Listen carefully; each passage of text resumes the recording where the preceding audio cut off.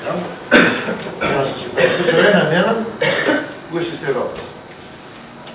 Μερικά πράγματα, όσο και να προσπαθήσουμε να μην μας συμβούν, θα μας συμβούν. Το 1993 βρέθηκα για πρώτη φορά Σεπτέμβριο στην Ιερά Μονή Συμφέρου, στο Άγιο Όρος. Και ενώ πήγα για το χατήρι ενός φίλου, σκέφτηκα να ζητήσω από τη βιβλιοθήκη τους ένα βιβλίο το οποίο θεώρησα σπάνιο και πραγματικά υπήρχε. Ο βιβλιοθηκάριος, ο πατέρας Ισίδωρος, με θεώρησε περίεργο άτομο, για ποιο λόγο να ψάχνει αυτός τώρα ένα βιβλίο του 1932, το οποίο συγκρίνει τους στοικούς φιλόσοφους και τον Απόστολο Παύλο, τη φιλοσοφία του δηλαδή. Και ενώ βρισκόμουν κάτω στην προβλήτα και ψάρευα και έπινα καφέ, έρχεται και με το ζόρι κυριολεκτικά με παίρνει. Με πηγαίνει εκεί που ήταν η κρύπτη του. Ούτε μπορεί να διανοηθεί ανθρώπινο μυαλό πόσο καλά κρύβουν τα χειρόγραφα από τα μάτια που δεν πρέπει να τα δουν. Γιατί τα χειρόγραφα είναι πάρα πολύ επικίνδυνο πράγμα. Ένα από αυτά τα χειρόγραφα είναι και αυτό που είδαμε του Ιούδα, με το οποίο έγραψα το 2005, αν δεν απατώμαι, το βιβλίο του Ευαγγέλιου του Ιούδα, όπου καταγράφω ιστορικές πηγές αδιάσυτες ότι είναι έργο των γνωστικών μιας εβραϊκής αιρέσεως, η οποία προσπάθησε να διεισδύσει με εβραϊκά δόγματα μέσα στη χριστιανική εκκλησία, όταν πλέον είδαν ότι οι πατέρες, οι μεγάλοι πατέρες, Έλληνες στην καταγωγή όλοι, κατάφεραν και πήραν το πάνω χέρι και ελληνοποιούσαν τον χριστιανισμό. Γιατί στην ουσία στην πρώτη Οικουμενική Σύνοδο ο χριστιανισμός ελληνοποιήθηκε. Δεν εκχριστιανιστήκαμε εμείς, ελληνοποιήθηκε ο χριστιανισμός. Αυτό δεν είναι μικρή παρένθεση.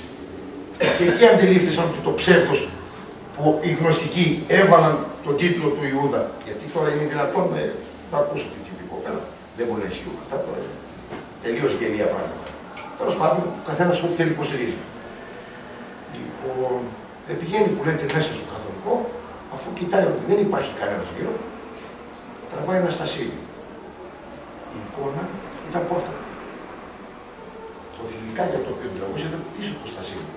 Αν κάποιος δεν ήξερε ότι πρέπει να τραβήξει το συγκεκριμένο στασίδι, δεν υπήρχε περίπτωση να φανταστεί ότι από εκεί πέρα πίσω υπάρχει πόρτα, η οποία μέσα από τον μέσο τοίχο θα σε οδηγούσε μέσω μιας πόρτας στην κρύπτη. Σκάλα. Τρόπος του λέγει σκάλα μέσα στην πόρτα. Σήμερα από τα οποία πιανόμασταν και πατούσαμε και ανεβαίνουμε. Με από κάτι πολύ μικρά σαν σκαλιά. Ανεβαίνοντας εκεί, θα σας το δείξω με το χειρόγραφο. Αυτό εδώ πέρα που βλέπετε, θα το δούμε μετά, είναι η επιστολή που έστειλε ο Χριστός στον Άβγαρο, προς απάντηση της επιστολής του Αυγάρου. Εδώ που είναι κομμένο, το λέει, το σφραγίζω με τα χέρια μου τα ίδια. Τη σφραγίδα του, ο Χριστός. Και από εδώ και κάτω, που ήταν η σφραγίδα, είναι κομμένο. Δέρμα. Όλο αυτό είναι δέρμα. Δεν υπάρχει σύνδεδα χάρτη, είναι όλες με δέρμα. Κάποιος πολεμικός κατάφερε και το έκοψε για να μην μπορούμε να δούμε πώς ήταν αυτή η σφραγίδα. Λοιπόν, ανεβαίνω, με ανεβάζει επάνω και μου δείχνει ένα χειρόγραφο, το οποίο η ακροστιχίδα είναι το πρώτο γράμμα από κάθε γραμμή. Λέει Ιησούς Χριστός Θεού Υιός Σωτήρ Σταυρός. Λέω εκκλησιαστικό κείμενο, είναι πάρα πολύ ωραία, ταιριάζουν αυτά. Όχι μου, δεν είναι εκκλησιαστικό κείμενο. Είναι η προφητεία της Σίβουλας. Τι γίνονται αυτά? Γίνονται. Η έννοια του Απόλλωνος. Και δεν υπήρχε μόνο και αυτό το βιβλιογραφό, υπήρχε και αλλού. Και τα χρόνια που γράφτηκαν, 1200, 1100, 1400, και αναφέρουν μέσα εκεί ότι ο Οράτιος, προχριστιανικός συγγραφέας, πρώτος αιώνας π.Χ. αναφέρει τις Σύμβουλες, όπως και άλλοι. Εκεί πλέον τα πράγματα αρχίζουν και αλλάζουν. Όταν διάβασα αυτό το γραφτό, με τη βοήθεια του πατέρα Ισίδωρου, ο οποίος ήταν ο πρώτος που μου έμαθε κάτι 5 πράγματα από την παλαιογραφία, βλέπαμε ότι ήταν σχεδόν ίδιο με την Αποκάλυψη του Ιωάννη. Τόσες συμπτώσεις είναι πολλές. Θα μου πείτε. Το μυαλό του καθενός εκεί θα πάει. Τόσες συμπτώσεις είναι πολλές. Εγώ λέω δεν είναι συμπτώσεις. Φωτίστηκε και εκείνη από το Θεό να γράψει 5 πράγματα. Δεν είναι τόσο κακό, ούτε τόσο περίεργο. Για προχωράμε το λίγο πρώτο να βλέπουμε. Γιατί στην Ιερά Μονή Βίων, η βιβλιοθήκη γράφει από έξω ψυχής ιατρίων. Θα το δείτε σε λίγο. Κάποια πολύ ωραία χειρόγραφα βλέπουμε τώρα εδώ. Και σπάνια πολύ. Μέσα στο Άγιο Όρος αυτή τη στιγμή υπάρχουν γύρω στους 20.000 χειρόγραφοι κώδικες. Το 50% των χειρογράφων κώδικων παγκοσμίως βρίσκεται μέσα στο Άγιο Όρος. Από εκεί και πέρα είναι διασκορπισμένα στο Βατικανό, στο Σινά και σε κάποιες άλλες βιβλιοθήκες. Όσα υπάρχουν μέσα στο Άγιο Όρος, γύρω στα 20.000 χειρόγραφα, και εγώ δεν σας βάζω πολλά, από 200 φύλλα το καθένα. 20.000 από 200 φύλλα, κάντε τον πολλαπλασιασμό και θα δείτε για πόσα εκατομμύρια σελίδες μιλάμε. Αυτή είναι η βιβλιοθήκη της Υπήρου. 4.500 χειρόγραφοι κώδικες. Απίστευτο νούμερο. Απίστευτο νούμερο. Άλλες τόσες είναι στην Μεγής της Λάμπας. Και περίπου 3.500 στο Πατροπεδίου. Αυτές οι τρεις μονές έχουν και γύρω στους 12 με 12.500 χειρόγραφους κώδικες. Ο αρχαιότερος είναι του 5ου αιώνα, παρακαλώ. Του 5ου αιώνα. Να μην πούμε πόσοι ληστεύτηκαν από εκεί στη διάρκεια των αιώνων. Πόσοι ληστεύτηκαν από την Κωνσταντινούπολη το 1204, όταν μπήκαν εκεί οι βάρβαροι εκδύσεως, πριν προλάβουν να μπουν οι βάρβαροι εξ αναπολών. Λοιπόν, και εκεί μέσα, εγώ βρήκα έργα τα οποία φυσικά δεν είναι γνωστά στον κόσμο, ούτε έχουν εκδοθεί ποτέ. Για να δούμε ένα από αυτά. Λοιπόν, κατάλογος των κωδικών της Μεγής της Λάβας. Ένα Αγίο Όρη. Πώς βρίσκουμε δηλαδή τους κώδικες, πού είναι. Στο Παρίσι εκδοθείς, 1925. Πήρα λοιπόν αυτόν τον κατάλογο και άρχισα να ψάχνω. Και όποιος τίτλος μου άρεσε, σταματούσα. Και θα δείτε τώρα. Σταματώ το λοιπόν, σε παρακαλώ, πραγματεία ιατρική σπουδαιοτάτη, πραγματευομένη, βλέπετε, τριών των γνωστών ασθενειών, εκ των διασύμων ιατρών Γαλινού. Μόνο του Γαλινού σωθήκαν, έλεγα. Ηροδότου, Αρχιγένου, Ασκληπιάδου, Φιλουμένου, Σεβίου, Αέτιο, Αδρόμαχο.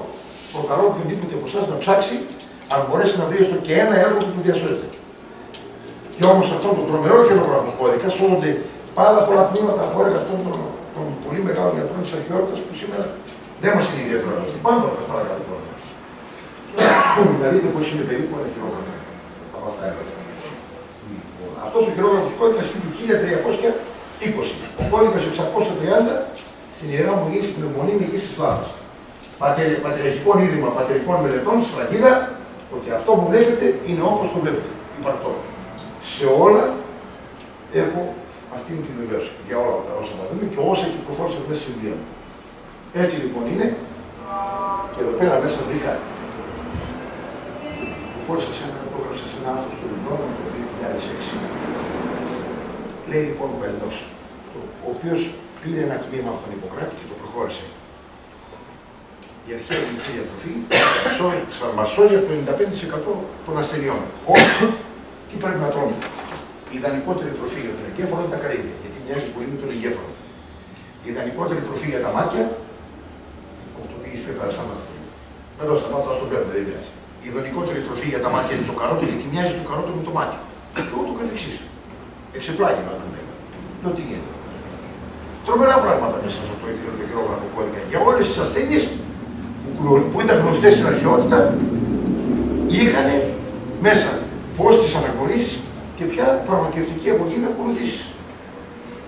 Ο αμέσως επόμενος κώδικας, το λέω αυτό τώρα γιατί εδώ πέρα, εδώ είναι στη Ιερά Μονή του Χιλιαριού. Όταν το είδα, λέω, το Μεγαλέξανδρο, την φωτογραφία, στο Άγιο Όρος. Και όμως υπάρχει και στην Χιλιαρίου και στην Μεγής της Λάβρας, αλλά και στην Ιβύρο. Και στην Ιβύρο, και από τώρα το πρόβλημα, η Ιερά Μονή Ιβύρων, ο κώδικας 4.285, 4.285 χιλόγραφος κώδικας, του 1410. Βρίσκει στην Ιερά Μονή Μεγής της Λάβρας, ο Μέγας Αλέξανδρος, πάλι σε τυπογραφία. Και όλοι οι φιλόσοφοι, σε 4 μοναστήρια του Αγίου Όρους, είναι όλοι οι φιλόσοφοι τυπογραφίες. Αυτός εδώ λοιπόν μας λέει πώς δολοφονήθηκε ο Μέγας Αλέξανδρος και πού θαύτηκε. Τον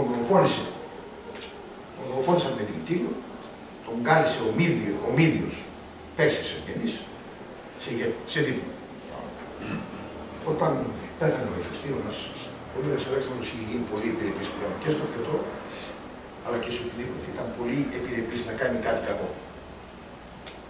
Ήταν τα 2 τελευταία χρόνια της ζωής του.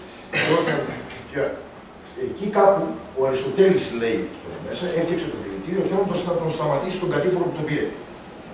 Το έδωσε στον Ιόλο, στον αδερφό του Κάσαντο. Και έκανε τον Ινοχό του Κάσαντος. Και του έδωσαν να το πιει. Και μάλιστα λέει ότι πήρε πολύ μεγάλο ποτήρι, το οποίο σύμφωνα με τις ιστορικές πηγές θα πρέπει να ήταν τουλάχιστον ένα λίτρο κρασί. Και το ήπιο μονολούφι τώρα. Πόσο εύκολο είναι να πιει ένα λίτρο κρασί μονολούφι. Δεν μπορεί να ήταν τόσο μετρήσιο μέχρι σαν έξοδο, δεν το δέχομαι. Δεν μπορεί να είναι όλα αυτά στο τάλα. Έτσι λέω εγώ. Πες εσείς ό,τι θέλετε.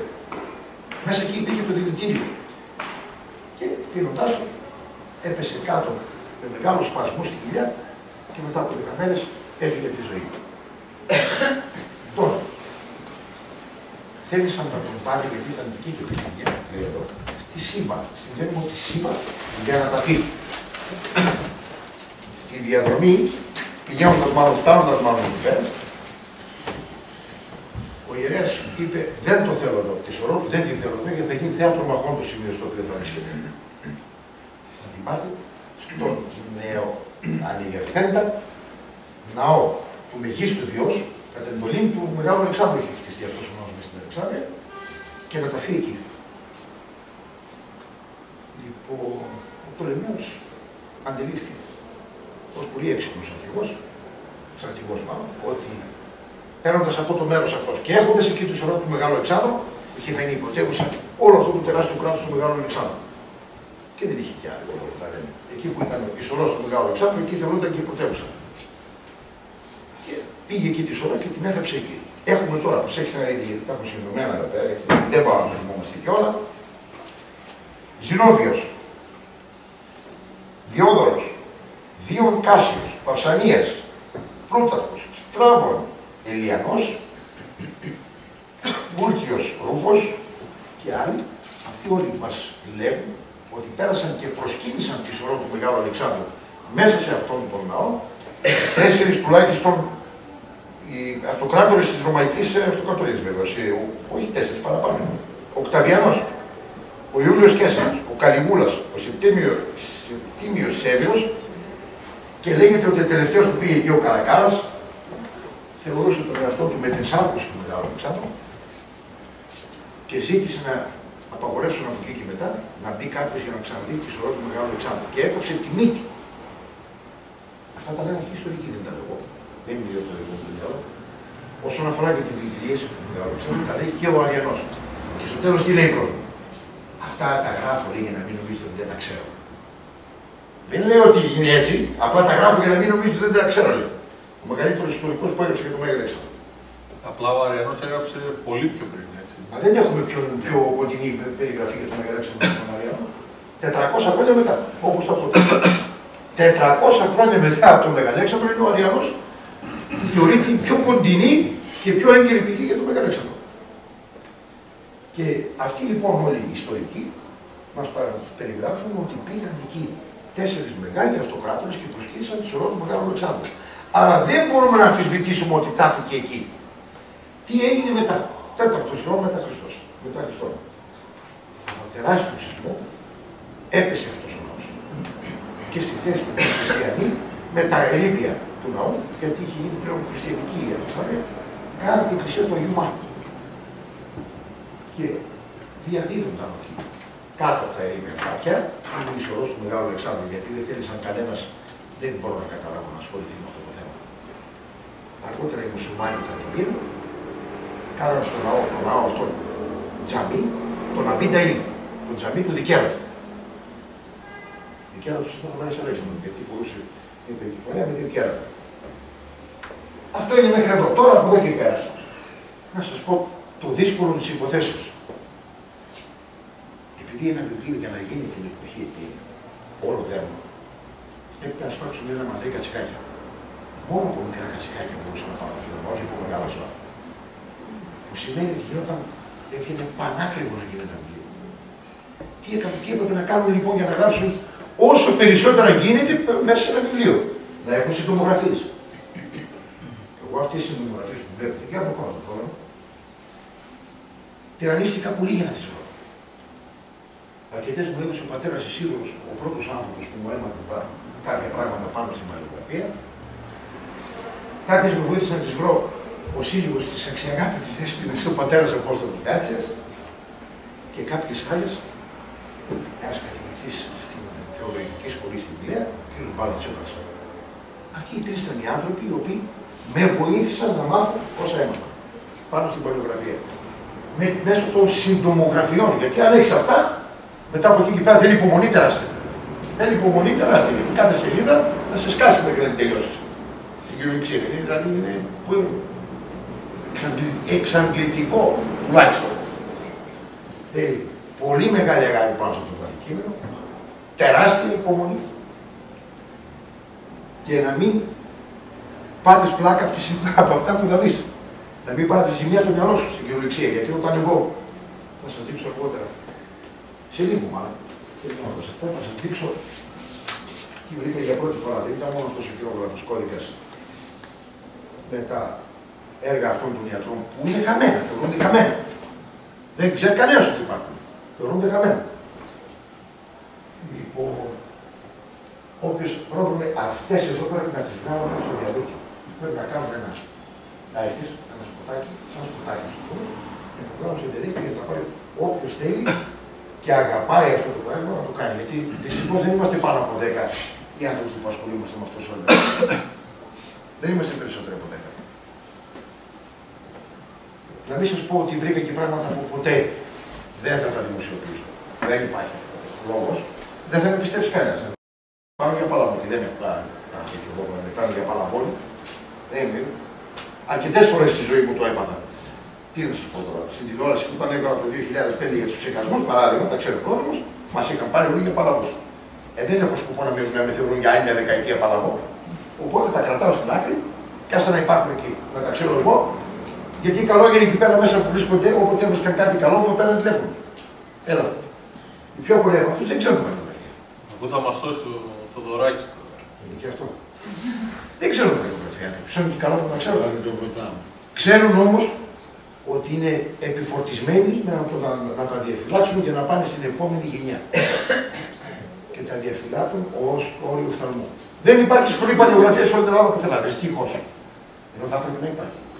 Μόνο μες στο Άγιο Όρος έχει εκατομμύρια σελίδες που περιμένουν να διαβαστούν. Εκατομμύρια σελίδες.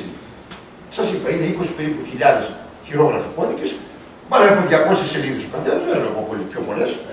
Γιάννη, μήπως αυτό όμως φταίνε και οι ίδιες οι μονές? Όχι, εγώ ξέρω ότι εάν καταρχήν όλα αυτά που βλέπεις στα χειρόγραφα, το 70% των χειρογράφων είναι στην Ιερά Μονή Πλατάδου εδώ. Και μπορεί να πάει πιστεύει. Σε πληροφόρο τις τόσες φορές που πήγα, μόνο ξέρω σε 4 σκέφτη. Μια φορά δεν βρήκα έναν Έλληνα. Γιάννη, με συγχωρείς. Βλέπω τώρα κάτι με λιγασούρες και παραδείγμα. Αυτό το σίγμα τάφ. Ελληνική γραφή. Όχι. Αυτά είναι οι συντομογραφίες μέσα στα χειρόγραφα και εδώ είναι τι λέει. Αυτό είναι το F. Αυτό εδώ σημαίνει F. Μάλιστα. Αυτό εδώ σημαίνει F. F. Π σίγμα. Δηλαδή τα κάνανε έτσι. Το. Ταφ. Για να μπορείς να βρεις τον τίτλο. Ναι. Του. Βλέπεις, αντί για 3 γράμματα είναι 1. Γλιτώνουν χώρο. Κατευθείαν. Λοιπόν, και όσες φορές πήγα εκεί, γιατί έπρεπε από εκεί να τα πάρω τα χειρόγραφα. Δεν μπορούσα να τα πάρω στο παγιό. Δεν με υπήρχε πάνω να τα φωτογραφίσω. Κράτα τη σελίδα, γράψε τη σελίδα και θα τα στείλουμε εμείς εκεί και από εκεί θα τα πάρεις. Στην Πλατάδα υπάρχουν σε φίλου το 80% περίπου των χειρογράφων που είναι στο Αγιώργο. Όποιος θέλει από εμάς μπορεί να πάει να ζητήσει, έχουν και καταλόγους πλέον. Έχουν και καταλόγους. Τα τελευταία 2 χρόνια βρήκαν και καταλόγους. Μπορεί να πάει όποιος θέλει και πολύ άνετα να βρει ό,τι θέλει, να πάρει το φίλο, να το βάλει στο μηχάνημα και να κάτσει να το διαβάσει. Αν δεν ξέρει. Αν δεν ξέρει. Λοιπόν, αυτά θα σας υπόσχομαι και εγώ και ο πρόδρομος ότι πολύ σύντομα θα είναι στο διαδίκτυο. Για όποιον ενδιαφέρεται να τα δει. Μέχρι να τα κατεβάσω. Τι να σας πω, δεν υπάρχουν κάποιες λόγους. Από εκεί και μετά θα σας πω ότι... Ναι. Ότι αυτές οι συντομογραφίες είναι αρκετά παλιά βιβλία. Τις ξεκολλήσαμε από εκεί δηλαδή και είναι και σε κάποια σύγχρονα βιβλία που έκανα 2-3 από αυτές. Οπότε βρήκε και από εκεί κάποια πράγματα. Είναι πολύ σκόρπια. Είναι πάρα πολύ σκόρπια για να τα βρεις. Λοιπόν, εδώ τώρα. Γεράμον είπα το πεδίο κώδικα 928, 1140 μετά Χριστόν, σε δέρμα. Εδώ πέρα είναι η επιστολή που έστειλε ο Άβγαρος στον Χριστό και η απάντηση του Χριστού στον Άβγαρο. Που του είπε ο Άβγαρος, ας το πω πρόβλημα και θα σου πω πού να μου σταματήσει. Είμαι πολύ άρρωστος λέει και θέλω, έμαθα για σένα ότι μπορείς και κάνεις καλά κάποιον μόνο με τα λόγια σου. Θέλω να έρθεις να με δεις και να με κάνεις καλά. Η επιστολή γράφει ίσα υπό του Αβγάρου, το πάρκο, συγγνώμη, το χωράει όλο. Έλα λέει να με κάνεις καλά, σε παρακαλώ. Έμαθα ότι οι Εβραίοι θέλουν να σε σκοτώσουν. Το μέρος το δικό μου είναι ασφαλές. Η πόλη μου είναι πολύ καλή και μας χωράει όλους. Και εσένα και εμένα και τους μαθητές σου. Και του λέει ο Χριστός, δεν είμαι εδώ για τον λόγο που νομίζεις. Θα στείλω όμως όταν θα φύγω στον ουρανό έναν από τους μαθητές μου για να σε κάνει καλά. Και έτσι έγινε. Λοιπόν... Εδώ είναι το κομμάτι. Εδώ είναι το κομμάτι. Από εδώ και κάτω λέει είναι σφραγισμένο τη σφραγίδη και τη χειρή μου.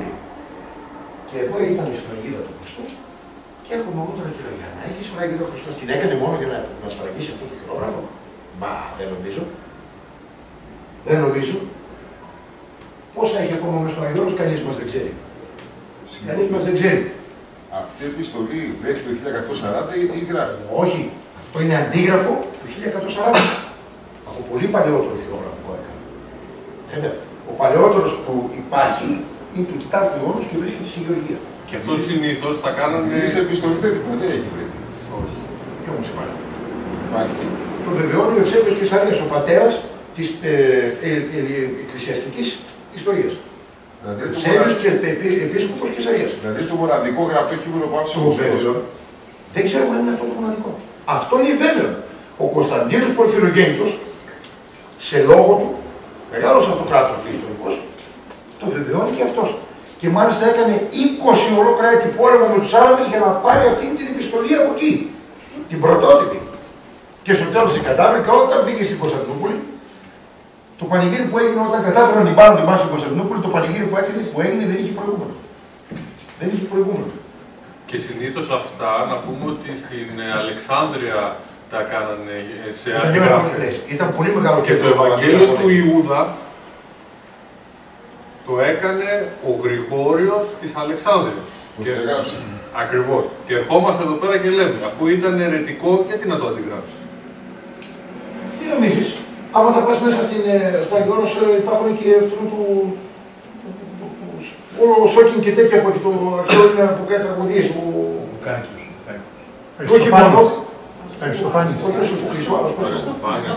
ο Αριστοφάνης. Εδώ διάσωσα τον Αριστοφάνη που βρίζει τα θεία μέσα τώρα. Οι καλόγεροι, μες στο Αγιώνος.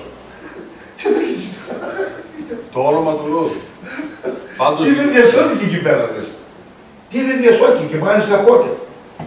Ακόμα και σε περίοδο της τοποθεσίας που να φάνε δεν είχαν και όμως φρόντιζαν να βρουν θέματα ή χαρτιά από βαμβάκι που ήταν πολύ ακριβά την εποχή εκείνη για να διασώσουν την πολιτιστική μας προγραμμιά. Αυτό θεωρούσαν ότι έπρεπε να κάνουν. Και αυτό έκανα. Τώρα εδώ. Μια ερώτηση έχω λίγο. Για πες. Ο Ευσέβιος πού γράφει ακριβώς, πού διαβεβαιώνει την επιστολή? Το βίο Κωνσταντίνου. Το βίο του Κωνσταντίνου. Λεγής της Λάβας. Χιλόγραφος κώδικα 277. Μισό λεπτό. 1342 μετά Χριστόν. Εδώ λοιπόν, ομολογία Εβραίων για τον Χριστό, ότι τον έκαναν ο Εβραίος Θεοδόσιος. Μιλάει με τον Φίλιππο τον Αγιοροπράτη και του λέει, ο Φίλιππος ο Χριστιανός Αγιοροπράτης, γιατί δεν δέχεσαι τον Χριστό? Και του λέει, εμείς τον είχαμε αρχιερέα. Πώς τον είχαμε αρχιερέα? Γιατί νομίζεις ότι όταν ήταν 12 ετής μέσα στο ναό. Γύρω του ήταν τόσοι ραβίνοι μεγάλοι. Είδατε ποτέ εσείς κανένα παιδάκι 12 χρονών να είναι γύρω του 4-5 επίσκοποι και να συζητούν μαζί του σοβαρά? Το είδατε ποτέ πουθενά? Όχι. Και δεν θα το δείτε. Σας βεβαιώ. Λοιπόν, όταν γεννήθηκε ο Χριστός, 2 ή 3 μετά, αν δεν απατώ, πέθανε ένας από τους 12 αρχιραβίνους. Και ψάχναν να πάρουν κάποιους ηθικούς που οποίοι είναι αμέμπτου ηθικής. Να μην μπορεί να τον δει κάποιος τόσο. Και επειδή έμαθαν ότι η Παναγία ήταν από τη γενιά του Δαβίδ και ότι γέννησε θαυματουργικός. Το μάθαμε αυτό οι Εβραίοι. Πήγαν. Την πήρανε, πήγαν εκεί μέσα στην συνέλευσή τους. Και αφού διαπίστωσαν ότι όντως παρέμεινε Παρθένα, βάλαν λοιπόν τον Χριστό στη θέση του 12ου αρχιραβίνου. Τον είχαν από κοντά από εκεί και μετά, όπως και την Παναγία. Όταν όμως είδαν ότι μόλις άρχισε το δημόσιο κήρυγμά του στα 30 έτη, γιατί έτσι έλεγε ο νόμος. Ο νόμος έλεγε και ήταν από την αρχαία Αθήνα, αλλά και από τον Μέγα Αλέξανδρο που πήγε αυτός ο νόμος εκεί. Μέχρι τα 30 δεν μπορούσε να κηρύξει δημόσια. Δεν επιτρεπόταν. Οι δε γυναίκες ποτέ. Οι άνδρες μέχρι από τα 30 και μετά. Και αυτό και ο Χριστός το σεβάστηκε, ήταν η νόμη της εποχής. Όταν βγήκε στα 30 του και μίλησε δημόσια και είδαν ότι το χάσαν το παιχνίδι και δεν είναι αυτός που περιμένανε ή αυτός που τον νομίζουν ότι τον καλόγησαν, τότε ήρθε και η ρήξη και έγιναν όσα ξέρουμε. Αυτό καταμαρτυρείται εκεί. Να, ένα άλλο φοβερό. Ιωάννης Σκυλίτης, σύνοψη ιστοριών, 1305, Εθνική Βιβλιοθήκη της Μαδρίτης. Κλεμμένο πρόδρομο από την Κωνσταντινούπολη. Τι περιγράφει ο Ιωάννης Σκυλίτης για την Κωνσταντίνο, Πορφυρογέννη, γύρω στο 930 μετά. Το επίδοση στο μάτι. Ένας Αρμένης είχε 2 παιδιά Σιαμαία. Και πάει μέσα στην Κωνσταντινούπολη με αυτά. Ως θέαμα παράδοξων, λέει, θέαμα παράδοξων, επιπλουτισμών. Για να τα βλέπει ο κόσμος και να δίνει λεφτά. Τα παιδιά του τα οποία ήταν έτσι. Άρα δείτε σε τι κατάσταση βρισκόταν οι άνθρωποι. Αυτά εδώ δηλαδή. Αυτά εδώ δηλαδή. Τέρατα θεωρούνταν. Τέρατα θεωρούνταν. Πότε Γιάννη αυτό? Αυτό είναι το 1920 μετά Χριστόν περίπου. Λοιπόν, αφού το αντιλήφθησαν οι ιερείς και ο Πατριάρχης, στον εξεδίωξαν από την Κωνσταντινούπολη. Δεν μπορεί, λέει, το μαρτύριο αυτών των παιδιών εσύ να το χρησιμοποιείς, ο πατέρας του για να βγάλει λεφτά. Το θεώρησαν ντροπή για την Κωνσταντινούπολη να συμβαίνει αυτό. Και ο κόσμος άλλο τόσο που δεν ήθελε, ως συνήθως ο όχος. Πήγαιναν εκεί, το τέρας, φέρανε ένα τέρας. Να πούμε, να δώσουμε λεφτά να το δούμε. Και τα κουνόμαγε ο πατέρας. Φεύγει λοιπόν να πάει πίσω. Το πήγαινε προς τα εκεί όμως, το ένα από τα δύο πέθανε. Και εδώ καταλάβουμε αυτά. 1342 κώδικας. Ιωάννης Κυλίτσης. Έζησε το 1100 περίπου. Τότε το περίπου το έδωσε. Λοιπόν, πέθανε και επειδή είχε ακούσει όταν ήταν μέσα στην Κωνσταντινούπολη ότι. Θα μάθω σε παρακαλώ. Επειδή είχε ακούσει ότι του είπαν οι γιατροί του Κωνσταντινούπολη ότι μπορούν να τα κάνουν διαχωρισμό τα παιδιά αυτά, γύρισε πίσω, τουλάχιστον είχε λεφτά μπόλικα, να σώσω το ένα από τα δύο. Ναι, αλλά 2 εβδομάδες νεκρό το ένα παιδί πάνω στο άλλο κολλημένο, το μόλυνε. Παρ' όλα αυτά, κατάφεραν οι γιατροί της Κωνσταντινούπολης να διαχωρίσουν τα Σιαμαία, να τα καταφέρανε το 930 περίπου κοντά, να διαχωριστούν τα 2 Σιαμαία. Ακόμα και σήμερα, μια τέτοια επέμβαση, πρόσφατα δείξαν μία που έγινε, γίνεται σε όλο τον κόσμο είδηση. Μια τέτοια πετυχημένη επέμβαση σήμερα, το 900 περίπου 30 μετά Χριστόν, ήταν πετυχημένη η επέμβαση. Γιατί το άλλο παιδί έζησε 3 μέρες βέβαια, αλλά αν δεν είχε πάθει ψημία και μόλυνση από το άλλο που πέθανε και το κουμπανούσε 2 εβδομάδες απάνω, θα ζούσε. Θα ζούσε. Αφού έζησε 3 μέρες, θα ζούσε. Αυτό είναι παράδοξο, τρομερό παράδοξο. Αυτό είναι αφιερωμένο πρόγραμμα, το έχω γράψει και σε άρθρο στο Ινδρόμο, στους 12 θεϊστές, που λέγανε ότι στο Βυζάντιο κάναν καλά τον κόσμο με τις προσευχές. Εδώ βλέπουμε πόσο ψηλά έφτασε η ιατρική στο Βυζάντιο. Το 930 μετά Χριστόν λέμε. Φυσική συνέχεια. Αυτός λοιπόν είναι ο χειρόγραφος κώδικας. Κύριε Παπαζήστη, γιατί γράφει το Χριστός με ψιλογιώτα? Αυτό είναι ένα παράδοξο. Και εγώ αυτό είναι από άλλο ρήμα έτσι. Ξέρω. Σε άλλους χειρόγραφους κώδικες όμως είναι μόνο το γιώτα. Και αυτή η φράση παραλείπεται εδώ πέρα. Παραλείπεται.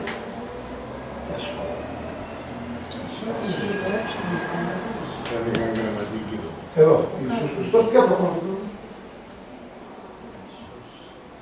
Και πάλι λέει στη λογιότητα παρακαλώ. Ναι, εδώ, ξέρω. Χριστός. Αυτή η φράση λοιπόν ήταν που με έκανε να ασχοληθώ. Αυτός ήταν ο ίδιος συγκεκριμένος κώδικας, την Ιερά Μονή Εσυγμένου, κώδικας 14. Θεωρείται 1310 μετά Χριστόν Αίρας από τους σπουδαιότερους μέσα στο Άγιο Όρος. Αυτός λοιπόν ήταν ο χειρόγραφος κώδικας που με έκανε να κάτσω να ασχοληθώ την τελευταία 20ετία πλέον. 20 ολόκληρα χρόνια ασχολούμαι με αυτό το αντικείμενο. Πάντως υπάρχουν και άλλα κείμενα που το Χριστός το γράφουν με έψιλον και όταν. Έχω δει κι άλλα, αλλά πολλά. Άρα είναι άλλο. Άλλο είναι, ναι. Ο χρήσιμος. Ο χρήσιμος. Αυτός που χρειάζεται για τον λόγο. Ναι, αυτό.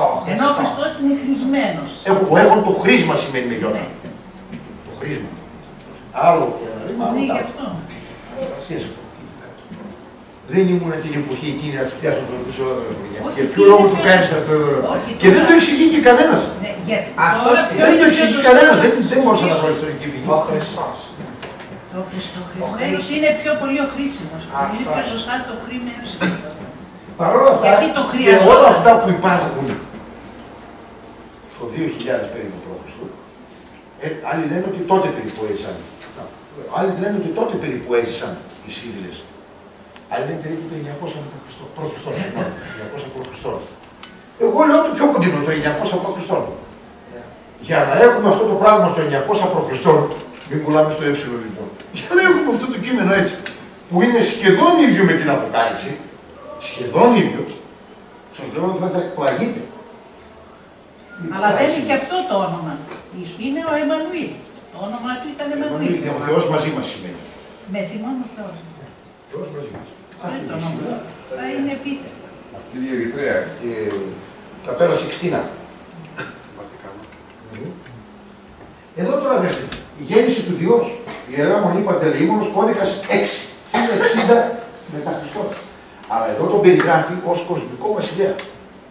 Και δεν είναι ένας ούτε δύο ιστορικοί που τον έχουν ως κοσμοκράτορα. Κοσμοκράτορα, όπως ο Μέγας Αλέξανδρος. Πραγματικό ιστορικό πρόσωπο που είχε και στη βασιλεία του, πριν τον δύο χρόνους, είχε αντιβασιλέα στη θέση του στην Αίγυπτο τον Ερμή τον Τρισμέγιστο. Στη θέση του την πήρε ο Δίας, τη θέση του Διός την πήρε ο Διόνυσος. Αυτά λένε αρχαίοι ιστορικοί. Ο πρώτος ήταν ο Βόρας και ο Ορφέας με φωτοστέφανο. Στην Ιερά Μονή. Πάλι σε εκείνη την Ιερά Μονή, ναι. Η Ιερά Μονή Παντελεήμονος, κώδικας 6. Εδώ είμαστε. Λοιπόν. Η Ιερά Μονή 5.437 κώδικας. 1.317 ο ειδικός. 17ος αιώνας, 1530 για την ακρίβεια είναι το 80% του χειρόγραφου κώδικα είναι το 1530. Για σας το μάθω το λίγο πρόβλημα το να πούμε δύο πράγματα. Εδώ, για να καταφέρω να το ξεχωρίσω αυτό από την κάτω γραφή που είχε, τι συνέβη. Η μόνη φράση που φαινόταν ξεκάθαρα ήταν Αριστοτέλης είπε απάνω. Το υπόλοιπο, τι είχαν κάνει. Κάτω από αυτό είχε εκκλησιαστικούς σύμβους. Τους βήσαν με ασβέστη και πάνε και γράψαν τον Αριστοτέλη. Γιατί το είχαν φέρει σε άλλα χειρόγραφα και σου λέει δεν σώζομαι και τον Αριστοτέλη. Τον Αριστοτέλη τον εκτιμούσαν πάντοτε. Μα πάντοτε τον εκτιμούσε η Εκκλησία τον Αριστοτέλη. Γιατί ήταν ρεαλιστής. Το βλέπω, υπάρχει. Αυτό ήταν ο Αριστοτέλης. Και με φοβάσαι. Πηγαίνω εκεί, του λέω τι να δω. Πέρα λέω, επειδή την πάρω του χρόνου, μία γραφή βγήκε πάνω στην άλλη. Δεν θέλω, δεν μπορώ να καταλάβω τίποτα. Αυτό το Αριστοτέλης είπε όμως δεν μ' άφηνε ησυχία. Του λέω δεν μου λες, εκεί που ήμασταν, έχει κάποιο μοναστήρι εδώ πρόγραμμα να διαχωρίζει, γιατί αυτά είναι αμάρλυφα, δεν μπορεί να είναι στην ίδια στο ίδιο επίπεδο, είναι αμάρλυφα. Τώρα ένας και πάνω απ' άλλο. Να διαχωρίζει τις γραφές, υπάρχει κάποιο πρόγραμμα. Ξέρω ότι υπάρχει σε ηλεκτρονικά τέτοιο πρόγραμμα. Δεν πάμε στο γραφείο, πάμε. Το φωτώνουν, το έβαλε μέσα σε κουβέντα, σαν μωρό παιδί. Το κώδικα και φύγαμε. Το σκανάρι, το διαχωρίζει. ξεχωρίζουν. Και τι βλέπουμε τώρα μόνο λοιπόν. Εκεί ήταν που εκπλαγήκαμε τελείως. Αυτό είναι ένα χαμένο τμήμα από το περικόσμο του Αριστοτέλη. Ξέρεις, Δέσποινα, ότι ο πατέρας Απόστολος μόλις το βρήκαμε, τι μου είπε. Όταν ετοίμαζα το βιβλίο του 2004 με τους χειρόγραφους κώδικες που ήταν μόνο εκκλησιαστικά κείμενα.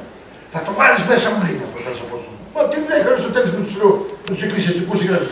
Όχι, λέει, θα το βάλεις, μου λέει, δεν υπάρχει. Θα σε πλακώσω το ξύλο μου. Τρελάθηκε τόσο πολύ. Λέει ότι περιγράφει τη γη στο Άγγελο. Ο Αριστοτέλης. Από εκεί και μετά λέει ότι αν ενώσουμε τον έναν κόσμο με τον άλλο, ονοματίζει τον πάνω χώρο Αρκτικό για πρώτη φορά, γιατί από εκεί λέει όλο τον χρόνο, όλες τις ώρες φαίνεται η μεγάλη και μικρή Άρκτος. Και τον άλλον ο αντί του Αρκτικού, Ανταρκτικός. Είναι η αρχαιότερη ιστορική πηγή στην οποία καταγράφονται Αρκτικός και Ανταρκτικός. Μόνο το αυτό το χειρόγραφο είναι η αρχαιότερη ιστορική πηγή. 1530 μετά Χριστό. Δεν υπάρχει πιο αρχαία πηγή. Για ένα Αριστοτέλης πότε το γράφει αυτό? 240 π.Χ. Το περικόσμο. Και το 1992 παραδέχτηκε η Καθολική Εκκλησία ότι έγινε στρόγγυλη. Τα λέμε όλα. Μέχρι τότε ήταν επίπεδη. Ναι, μέχρι τότε. Λέει, ως εν τόρνο λέει, περιστρέφεται το εαυτό της, η γη, και κάνει περιστροφή γύρω από τον ήλιο. Αυτά γράφει λοιπόν ο Αριστοτέλης τότε. Και τα βρήκα σε πολύ χρόνο. Και τα στείλαμε στη Μαριά τα Μακτώνα, τον πατέρα μας στο Κουδάση, και μας έστειλε όλο το TLG, ό,τι έχει σωθεί από την αρχαία Ελλάδα. Γιατί το πιστεύετε και όχι, σωθήκαν περίπου 6.000 έργα. Μην κοιτάτε που κυκλοφορούν γύρω στα 400 έξω. Έχουν σωθεί 6.000 έργα. Δεν είναι καθόλου λίγα. Και δεν ξέρουμε ακόμα μόνο στο Άγιος πόσα υπάρχουν. Δεν το ξέρουμε. Δεν το ξέρουμε αφού εγώ που είμαι ένας από τους 10 που γνωρίζομαι. Αναγκάζομαι για να βγάλω το ψωμί μου να κάνω τον πολιτή. Ενώ θα έπρεπε το ελληνικό κράτος και τους 10 να μας μαζεύσει και πει: ελάτε εδώ, θα περάσετε τους βίσεις εκεί μέσα. Δεν με ενδιαφέρει τι θα κάνετε. Αυτά θα βγουν στον αέρα. Να τα ξέρει ο κόσμος. Δεν θα έπρεπε το ελληνικό κράτος να κάνει αυτό το πράγμα. Θα έπρεπε. Ή, ελάτε εδώ, θα δημιουργήσουμε και μια σχολή, να βγάλετε κι άλλους, για να μπορέσουμε να κάνουμε τη γνώση στην επιφάνεια. Θέλετε να υπάρχει άδεια. Άρα, μάλλον το θέμα είναι μήπως περιμένουμε να το κάνουμε εμείς. Να κάνουμε εμείς μια σχολή να το κάνουμε έτσι. Εμείς πρόδρομες, βγάζοντας μόνο στο διαδίκτυο τις συντομογραφίες, είναι σαν να κάνεις μια σχολή. Τώρα όποιος αγαπάει, έχει υπομονή. Ας είναι στα γραφεία και να... Όχι, δεν χρειάζεται, στο διαδίκτυο. Να το κάνουμε. Είναι η πρώτη φορά που αποφασίζουν να το κάνουν. Γιατί όσο και αν είπα δεν είδαν κανένας ενδιαφέρον. Όταν θα πιάσετε το πρώτο χειρόγραφο στα χέρια σας να το φέρετε στη σημερινή γραφή, θα καταλάβετε το γιατί. Θα καταλάβετε το γιατί. Αυτό μου άρεσε. Τώρα εδώ. Χειρόγραφο. Στην βιβλιοθήκη του Βουκαριστίου, η Ρουμανία, 1529. Έλληνα, Ιωάννης της Βλαχίας. Το γράφει αυτό. Καλά, όλοι ξέρετε με τι μοιάζει. Ναι, αλλά το 1529 μετά Χριστόν. Και το περίεργο είναι ότι εδώ πέρα κάτω έχει και τη φωτιά που βγαίνει. Εδώ. Αυτό είναι το περίεργο. Με την αρχαιολόγο, την κυρία Μπουρδάκη, το φέραμε στην επιφάνεια. Δηλαδή, χάρη σε αυτήν βγήκε στην επιφάνεια, να τα λέμε, και διαδόθηκε από την τηλεόραση και από μένα και από άλλους. Για από τώρα πρόεδρο να μην παραγράφει και εγώ. Η Ιερά Μονή Μεγίστης Βλάβας, τώρα θα δείτε και τον Εθνή τον Τρισμέγιστο. Εν τω μεταξύ είναι ίδιο γιατί εδώ τα δύο τα τέτοια είναι όταν φεύγει ο πύραυλος, αυτά που αποσπούνται και πέφτουν από την κυροζήνη που έχουν μέσα, έτσι. Είναι ακριβώς το ίδιο. Άρα λοιπόν η NASA μπορεί να πει ότι το πήρε από εδώ πέρα και το έχει. Και 3 πατώματα. Ναι, είναι ίδιο. Να, αυτό διαφορεί. Τι να πεις από εκεί και μετά. Ολόκληρο και τα γράφει. Αυτός είχε τις τρακασόκες των Κινέζων είχε στο μυαλό του. Και έφευγε. Βέβαια, αυτή θα πήρε από τον αρχίτα, τον Ταραντίνο. Ο πρώτος που έκανε και αντικείμενο που έφυγε με πίεση. Ήταν ο αρχίτας ο Ταραντίνος. Αρχαιότητα, δικό μας παιδί και αυτό. Μεγίστης Βλάβας λοιπόν. Ο Ερμής ο Τρισμέγιστος. Ο πρώτος άνθρωπος που μίλησε για έναν τρισυπόστατο Θεό. Ύπαρξε το χάρη της στα βάθη των αιώνων. Ιστορικό πρόσωπο. Αντιβασιλέας της Αιγύπτου. Αυτό είναι το 16ο αιώνα. 1540. Και το άλλο είναι πάλι το 1510. Ο πρώτος άνθρωπος που μίλησε και έναν φυσικό στον Θεό, πατέρα, Υιό και πνεύμα. Και το παιδί πολύ εκκλησιαστικοί πατέρες, αυτό εδώ. Μέσα στο κώδικα αρχαίων Ελλήνων, το οποίο δυστυχώς δεν υπάρχει πια σαν λοιπόν, τώρα εδώ μισό λεπτό. Παλαμίδης. Ιερά Μονή Βύρων, 4.505 χειρόγραφος κώδικας, 1.605. Σιμονίδης και Επίχαρμος. Εδώ λέει, ποιοι εφεύρεσαν τα 24 γράμματα που σήμερα όλοι ξέρουμε.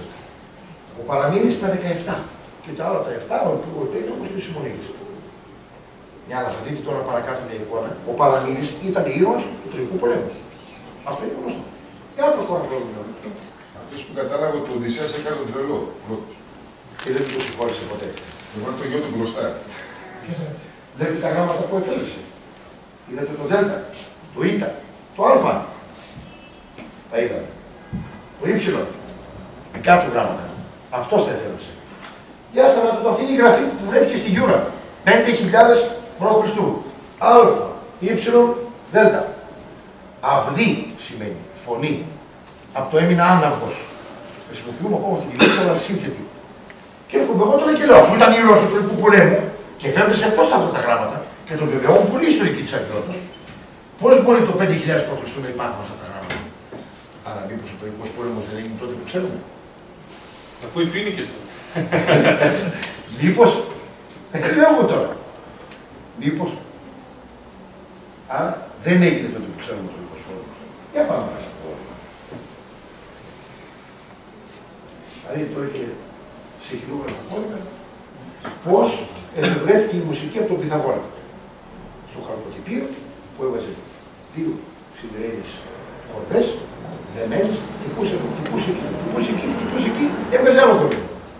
Και άρχισε πλέον να τα κωδικοποιεί αυτά τα πράγματα. Και έτσι έβγαλε τις νότες. Πυθαγόρας. Η Ιερά Μονή Μεγής της Βάρος, 1053, το 1610 ήταν αυτό. Και εδώ είναι πραγματικά η έτσι, η Ιπποκράτης. Αυτό που σας έλεγα. 1330 μετά Χριστόν. Είναι αυτός ο κώδικας συντέρμα. Αυτά που σας έλεγα. Με το μάτι, το νερό και όλα τα άλλα. Πώς μπορούμε να αποφύγουμε σχεδόν όλο το 95% των ασθενειών. Τρώγοντας τις συγκεκριμένες τροφές που πρέπει. Να οι αρχαίοι φιλόσοφοι μέσα στα μοναστήρια. Όμηρος, Αριστοτέλης, Γαληνός. Είναι σε 4 μοναστήρια μέσα. Όλοι. Η Ιερά Μονή Μεγής της Βλάβας. Ιβύρου, Βατοπεδίου, συγγνώμη σε 3 μοναστήρια. Εγώ τους είδα εκεί τουλάχιστον. Δεν ξέρω τώρα αν έχει σε άλλα. Πλάτωνας. Ο Χίλων και άλλα. Όλοι στο τέλος. Τον πάνι τον έβαλαν, αλλά δεν πειράζει. Το χτίσανε με το δικό του τρόπο. Εδώ το μεγαλύτερο τον έκαναν σαν Βυζαντινό βασιλέα. Στο Κηδίδης.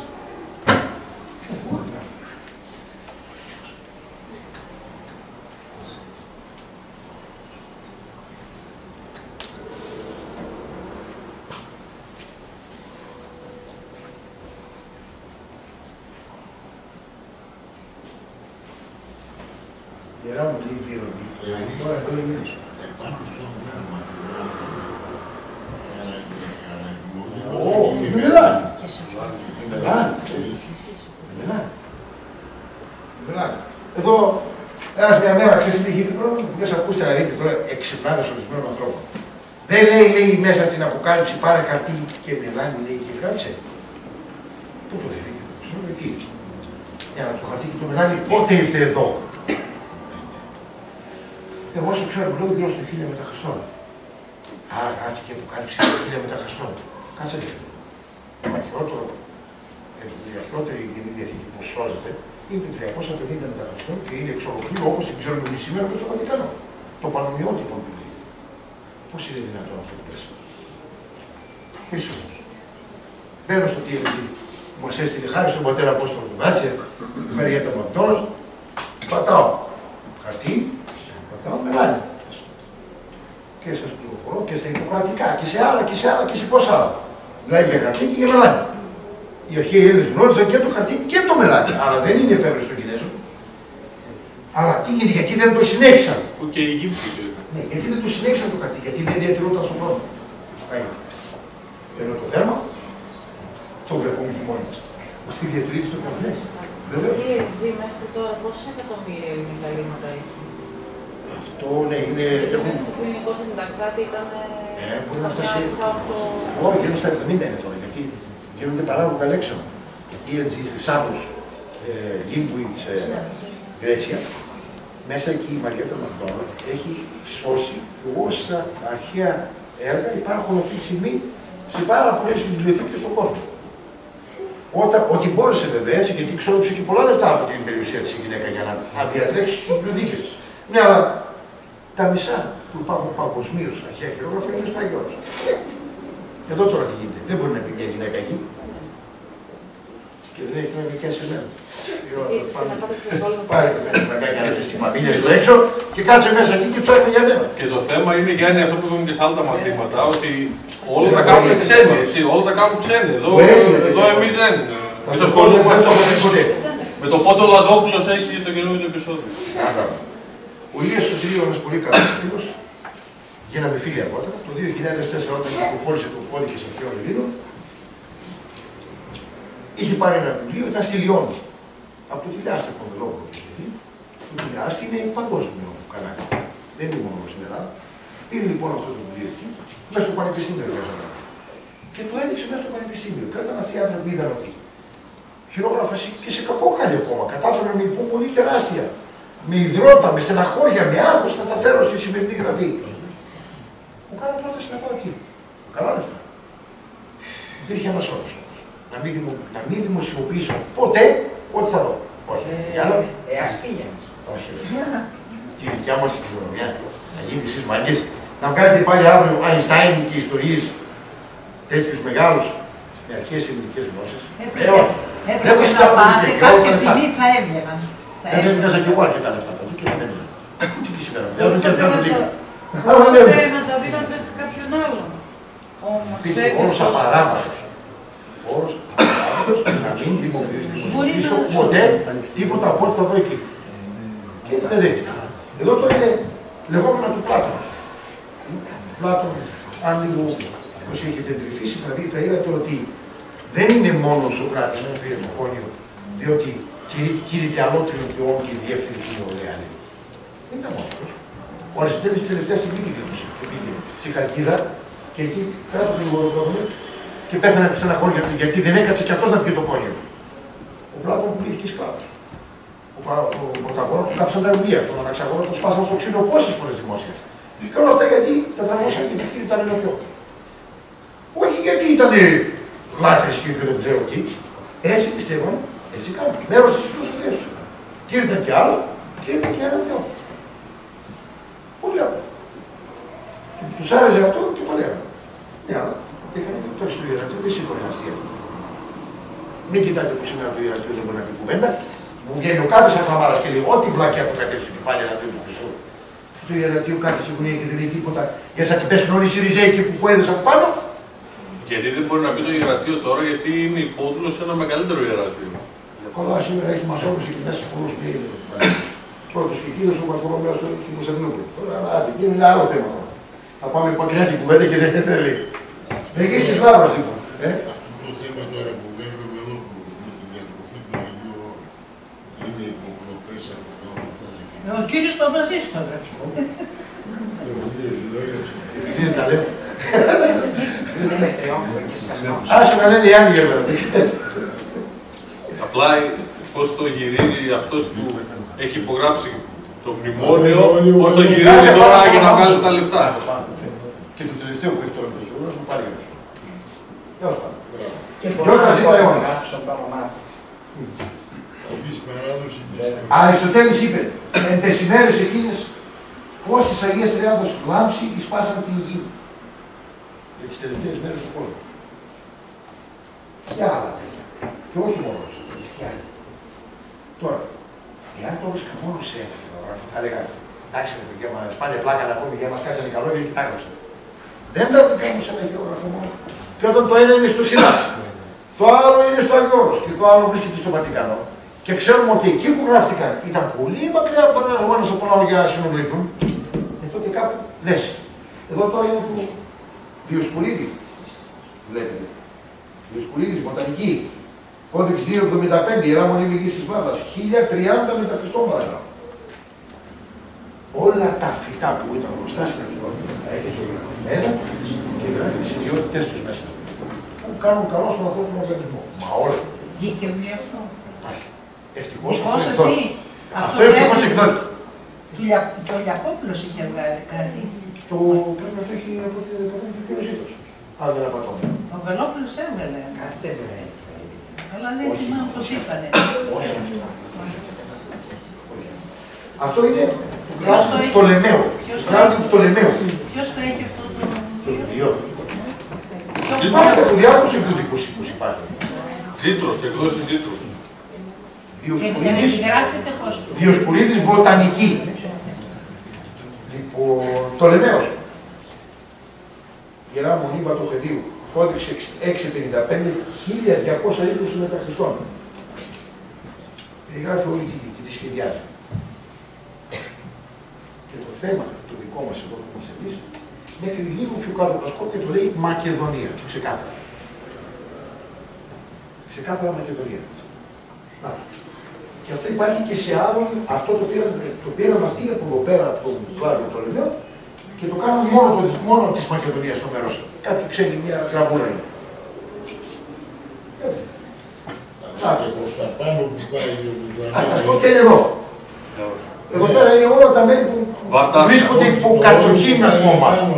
Κατ' εμέ υπό κατοχήν βρίσκονται. Το μοναστήρι, η Γεργελή, η Οχρίδα και άλλες ελληνικότητες πόλεις. Τις οποίες απελευθερώσαμε και δεν μπορούσαμε να τις κρατήσουμε. Όπως και η Βόρεια Αίγυπτος. Την απελευθερώσαμε 3 φορές και δεν είναι ελληνική. Η Ιερά Μονή Αγίου Διονυσίου. Χρονολογία δέστε. 236-239, αλλά είναι 1236. Κάναμε λάθος εκεί. Εδώ τώρα διχονόπιζα του 2 θα πάθει πάνω. Λέει πω, το 236 και θα μάθει το διχονόπιζα.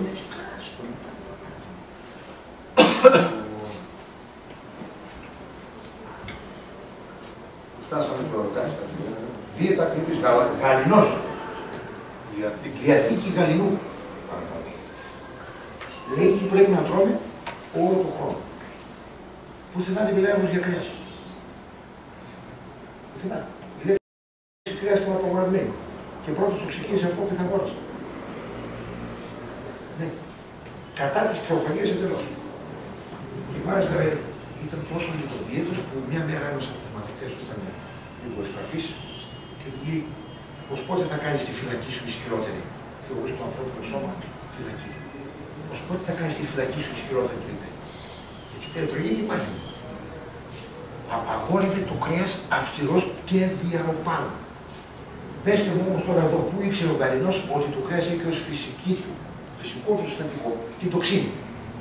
Η οποία τοξίνη τι είναι.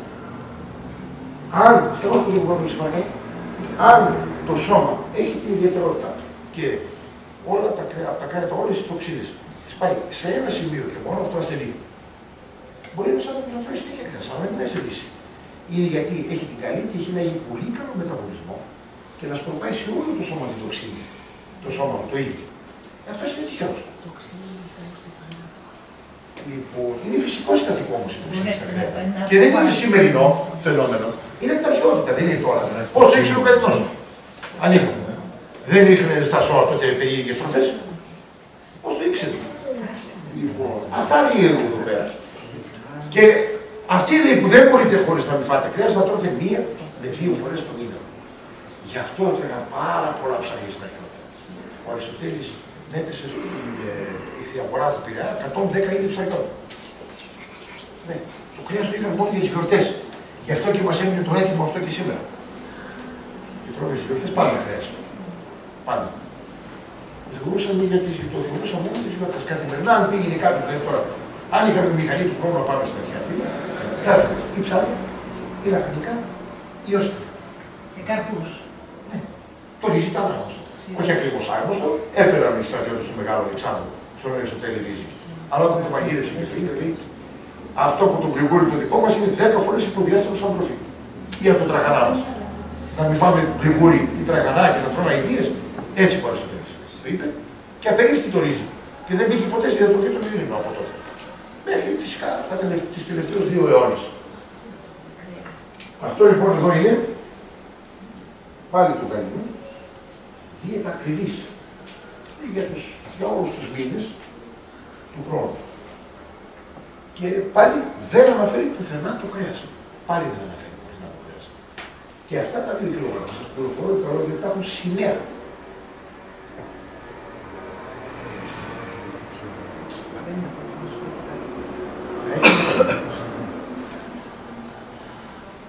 Ιατρικά πάλι. 16ος αιώνας. Εδώ. Αν σας πω ότι οι αρχαίοι Έλληνες κοινωνούσαν τον Κικαιώνα, τι θα μου πείτε? Είχε μέσα κρυθάρι, κρασί και νερό. Αυτά καταγράφονται εδώ βέβαια και λέει Διόδωρος Σικυλιώτης, ε49 ενίστευσα επίρρον τον Κικαιώνα, έλαβαν εκκίστης. Και μάλιστα λέει ότι τις 3 τελευταίες ημέρες έτρωγε μόνο παστέλια. Καθαρμή. Θεωρούνταν καθαρμή τις 3 τελευταίες ημέρες. Εδώ είναι συνταγές φαρμάκων μέσα από το χειρόγραφο κώδικα που είδαμε ιατρικά. Και παροτρύνουν τον κόσμο σε μια πόρτα. Για σαν από το χρόνο. Εδώ είναι η ιστορία. Ιστορίες από την κρύπτη. Το τελευταίο είναι, Εδώ θα δούμε πράγματα απίστευτα. Τέλος πάντων. Είπα να μην τα δείξουμε, αλλά να τα δείξουμε. Λοιπόν, κατά τα Ελευσίνια μυστήρια είχαν τη δουλειά. Στη συνήθεια θέλετε πέστε το. Δεν ξέρω αν είχαν κάνει και εδώ. Γιατί ήταν κάποιο όπως ακολουθεί τα μυστήρια σήμερα. Δεν ξέρω πούτα. Νίστηβαν τις 3 τελευταίες μέρες. Έτρωγαν μόνο πλακούνταλοι από σουσάμι και μένει. Παστέλι ήταν. Παστέλι, ξέρουμε σήμερα. Και έπιναν τον Κικαιώνα. Μεταλάμβαναν τον Κικαιώνα, κίστη. Κρυθάρι, νερό και κρασί. Εμείς σήμερα βάλαμε σιτάρι. Τι πειράζει. Δεν είναι διαφορά, τόσο μεγάλη δεν είναι. Το σιτάρι ήρθε πολύ αργότερα στην Ελλάδα. Όχι, η ζέα υπήρχε πάντα. Η ζέα που είναι ένα είδος σιταριού φοβερό, πολύ πιο φοβερό από αυτό που τρώμε τώρα. Η ζέα υπήρχε πάντα, σιτάρι ήταν η ζέα. Ζέα και κρυθάρι, σιτάρι δεν είναι. Λέω ότι εμείς οι χριστιανοί, λέω, στη Θεία Κοινωνία δεν βάζουμε κρυθάρι, βάζαμε σιτάρι ανέκαθεν. Τη ζέα βάζαμε παλαιότερα και τώρα το σιτάρι που ξέρουμε. Το οποίο το δίνα στα ζώα. Και βγάλατε και είδαν τη ζέα. Οι Γερμανοί την πήραν. Μέσω του Βενιζέλου νομίζω. Πρόσφατα. 1900 το σκάνδαλο των σιταριών. Οικονόμησε αυτός και παρέμβασε. Τα δίνα στα ζώα τα σιτάρια. Και μας στέλνησαν τη ζέα και οικονόμησαν τρελά λεφτά. Κατά τα άλλα ήταν εθνάρχης κατά τα άλλα. Ήταν μεγάλος. Όπως και ο Εβραϊκής καταγωγής ελευθερίας. Δίνανε κάποιο βραβείο και μας παίρνανε πολλά έργα. Λοιπόν, ξέρουμε ότι είχατε το γάμο, όπως εμείς σήμερα, με Στέφανα με Λουλούδια. Ξέρουμε ότι κατά την ονοματοθεσία βυθίζαν το νεαρό παιδί μέσα στο νερό τελείως. Γι' αυτό και ο Χριστός πήγε εκεί που ήταν ύδατα πολλά και βαπτίστη. Βαπτίζουν σημαίνει βυθίζουν. Αυτό σημαίνει στα χέρια. Εκεί που ήταν ύδατα πολλά και βυθίστη. Το έκαναν όπως και οι Έλληνες. Δεν μας έδειξε τρόπο ονοματοθεσίας όπως οι Εβραίοι την περιτομή.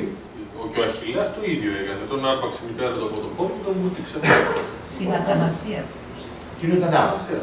Ένα άλλο βάπτισμα, λειτουργικό βάπτισμα εκείνο. Δεν μας έδειξε λοιπόν ο Χριστός να κάνουμε ό,τι οι Εβραίοι. Ούτε οι Εβραίοι είχαν τη Θεία Κοινωνία που έδειξε στους μαθητές του. Στο μυστικό. Δεν είχαν αυτά. Καμία σχέση με τους Εβραίους αυτά. Αυτά τα λέει γιατί υπήρξε εκεί. Γι' αυτό είναι το σταυρός. Φίλων λέει εδώ τώρα, περιγιγάντων. Εδώ αρχίζουν τις ιστορίες από την κρύπτη. Κώδικα στην Ελλάδα Λιβύου το 4.387, 1570 μετά Χριστό. Αυτός εδώ, μας λέει για την ύπαρξη του γιγάντου, όταν πήγε, λέει, στις Λεωμονησίες να κατασκοπέσουν. Να πω εκεί στην πόλη που θέλω να πάνε, εκεί υπάρχει καταγράφει και στην Παλαιά Διαθήκη, ήδη ότι οι άνθρωποι ήταν σαν τις σημερινές που βλέπουμε διόροφα σπίτια. Φανάται το πρόβλημα, αυτό είναι πολύ δύσκολο πρόβλημα, το μετά. Διόροφα σπίτια ήταν οι άνθρωποι. Τα τσαμπιά, τα σταφύλια ήταν σαν έναν άνθρωπο. Και μάλιστα για να τον πιστέψουν, οι κατάσκοποι του πήγαν ένα τσαμπί σταφύλι, το δέσαν σε ένα χοντρό ξύλο και το κουβαλούσαν δύο άτομα. Γι' αυτό 40 χρόνια γυρίζαν μέσα σε μια έρημο από εδώ με τη Λάρισα. Στην έρημο τα κλαμακάν, μας είπε και η κυρία. Άρα δεν βρίσκαν τον δρόμο. Δεν τολμούσαν να πλησιάσουν. Δεν τολμούσαν να πλησιάσουν. Κοιτάξτε τώρα εδώ. Εφημερίδα εμπρός.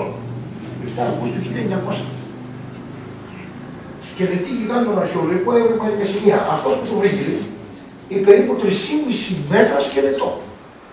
Πάλι δεν να το πουλήσει στο εξωτερικό, στο εν Παρισίς, λέει, παλαιοντολογικό μουσείο. Πάλι δεν το πουλήσει και αλλού. Αλλά δεν είχε πολλά στα χέρια του το πέραν. Εδώ δεν υπήρχε παλαιοντολογικό μουσείο. Και τελικά είναι στα ζήτα. Και δεν ξέρει κανείς που είναι. 3,48 μέτρα βρέθηκε λίγο πιο κάτω από εδώ που είμαστε. Στη Χαλκιδική. Όχι, όχι. Εδώ που σκάβουνε Βενιζέλου για το μετρό, 3,48 πριν από 2 χρόνια ακριβώς. Μέσα σε ένα βράδυ, ήρθανε, πήραν τα κομμάτια, τα βάλανε στο βαρδάρι όπου υπήρχαν 2 φρουροί με αυτόματα όπλα και μέσα σε 24 ώρες είχαν εξαφανιστεί και είχαν πάει σε άγνωση κατεύθυνση. Εδώ φτιάχναν το βίντεο της κάμερα για το μετρό. Ναι. Και δεν είναι τα μοναδικά. Υπάρχουν και φωτογραφίες που κάποια στιγμή ίσως θα πούνε και Ζήκα στην εδώ 3,5 μέτρα. 3,48.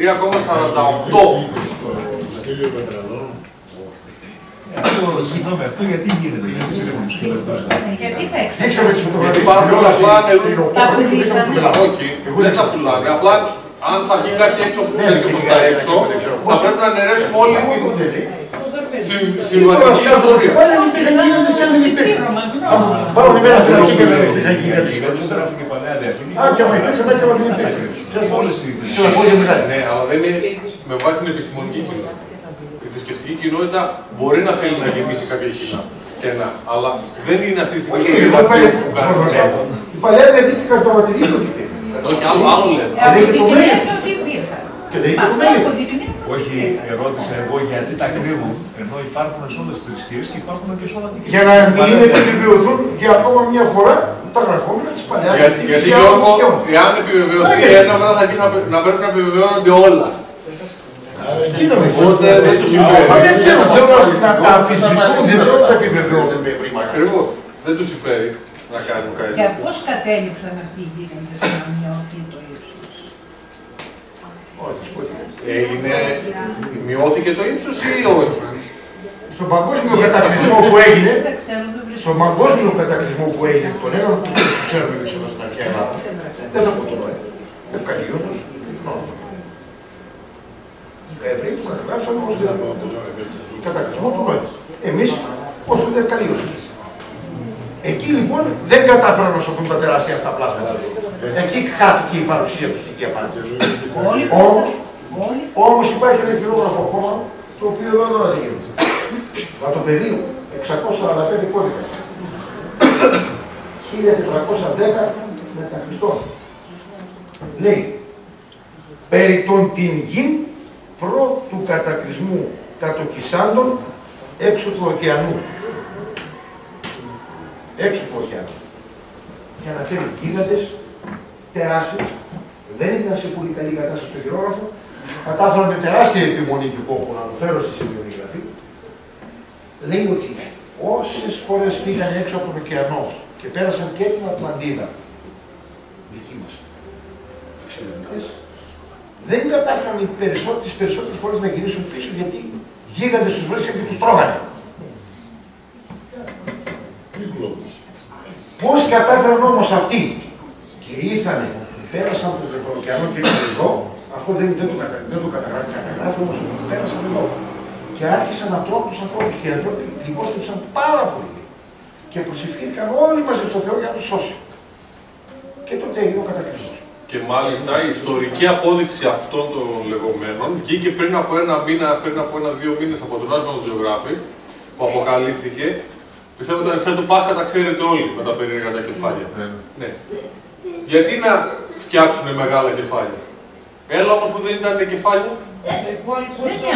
Ήταν θαμμένο κάτω. Φαίνεται και για τους κρετούς αυτούς εκεί γράψει το National Geographic. Ακριβώς. Δηλαδή, πήγανε, κάνανε αξονική στην ουσία του έδαφος και αποκαλύψαν ότι κάτω από τα κεφάλια είναι θαμμένο όλο το υπόλοιπο σώμα. Που μαζί με το σώμα και το κεφάλι είναι γύρω στα 3 μέτρα, 3 και κάτι. Πάντως δεν σας μοιάζει λίγο με την κυκλαδική έτσι τέχνη. Ναι. Πάρα πολύ μοιάζει. Όχι, ναι, όχι. 1410 όμως. Και μιλάει για την Ήπειρο που είναι έξω του ωκεανού μετά την τεράστια νήσο. Λέει. Τεράστια, δεν την ονοματίζει Ατλαντίδα, αλλά λογικά αυτή θα είναι.